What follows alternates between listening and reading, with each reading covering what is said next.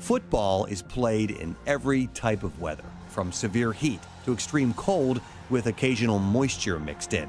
Sometimes when Mother Nature and football mix, the product is a historic outcome. This week's Top 5, the top 5 worst weather games in Eagles history. Coming in at number 5, a bone-chilling day that left Eagles fans with a warm heart, the 2004 NFC Championship game. I experienced 2 NFC Championship games that were absolutely bitter, cold, and freezing. The first being 1981 against Dallas, where it was just ridiculous. And I thought that was the coldest game I'd ever been at, but it didn't compare to 2004. And you remember, we're coming off a blizzard. There's snow, pushed to the side, and everybody is sitting there freezing. But I'll tell you what, you got warmed up real quick when you saw that the Eagles were going to take it to the Falcons that day. And once that confetti started flying, you didn't feel the temperatures. But those temperatures were cold, 17 degrees at kickoff with wind swirling at 25 miles per hour. The 2 feet of snow on the ground would have melted in an instant at our number 4 game. A game so hot, only a special concoction could keep the players hydrated in Dallas. It's 2000's Pickle Juice game. Pickle Juice game was the game to me that signified the Andy Reid era. That was, we're here. You're in Dallas, onside kick, Deuce Staley goes for over 200 yards. Unbelievable temperatures, but that signified the passing of the torch as far as I'm concerned with the Eagles and the Cowboys.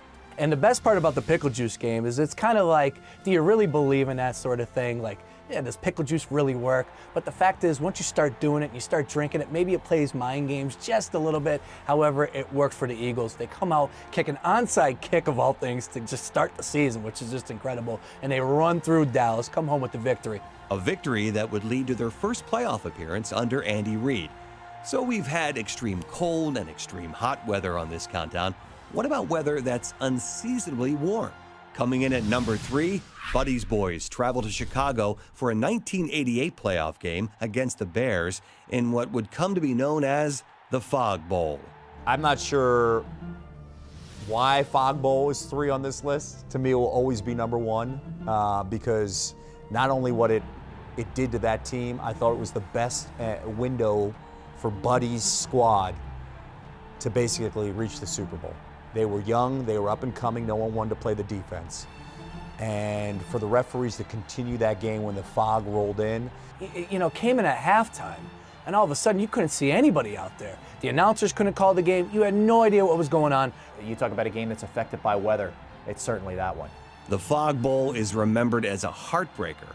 Number 2 on this list started out that way, but it turned around in the second half. A game where a dusting of snow turned into 3/4 of a foot, the Snow Bowl. We park on Girard Avenue, we take the subway down. It just started sprinkling. 40 minutes later, we get to the link, walk outside the subway on Broad Street, and I mean, you had no idea where you were. Nobody knew it was going to happen. I know the weather people said there might be some snow, but when we talk about great games with the Fog Bowl, the Snow Bowl, even though it's most recent in our minds, that to me is one of the all-time greats. Kevin Burkhardt was doing the game on national TV on Fox, and he didn't even know that they had the technology where they could put the electronic lines down because nobody at the stadium, none of the players had any idea where the lines were, and they couldn't clear the lines fast enough to keep it from the snow coming down. To me, that was football. That was the coolest visual I think I've ever gotten from an Eagles game.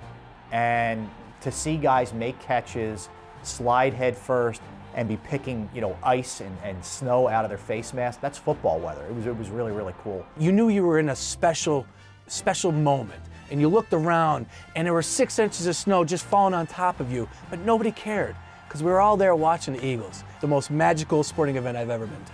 And magical describes the number 1 spot on this list. Taking the top spot on this countdown is the 1948 championship game, where weather mixed with victory to produce the Eagles' first championship ever. If you're talking about the worst weather game, the 1948 championship game has to be it, in terms of the weather and the significance. It wasn't just a snowstorm, it was a flat-out blizzard that pretty much shut down most of the city of Philadelphia. There was a lot of talk and a lot of thought given to just postponing the game. But Bert Bell, the commissioner, had sold the national radio rights, and he felt that they had to play the game. And there was so much snow piled up on the field that the grounds crew at Connie Mack Stadium couldn't get the tarp off. And there was too much weight on there for them. So they went and they got the 2 teams out of the locker rooms and brought the Cardinals and the Eagles out to help them drag the tarp off the field. Could you see at a Super Bowl today getting the two teams to come out of the locker room and help you clear the field? I don't think so. So there you have it, your top